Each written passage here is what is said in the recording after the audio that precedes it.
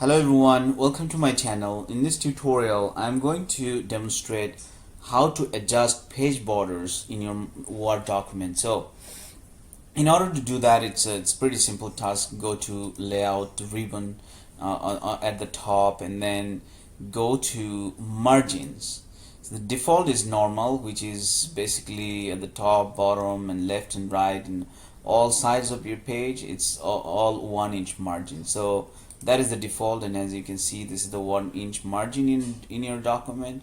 And so you may want to change it to a different margin setup. So you can use the narrow margin, which is like a half inch on all sides of your page, and there are many options that you can select from here. Okay.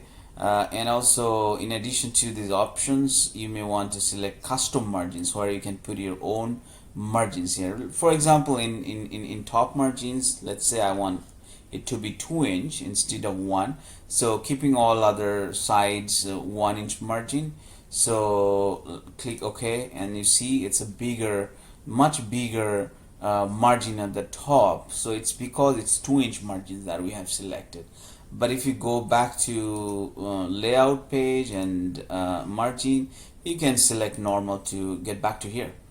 So yeah, this is how you adjust your page borders in your Word document. So if you have any questions, put your comment below, and if you find my videos helpful, please subscribe to my channel. Thanks for watching.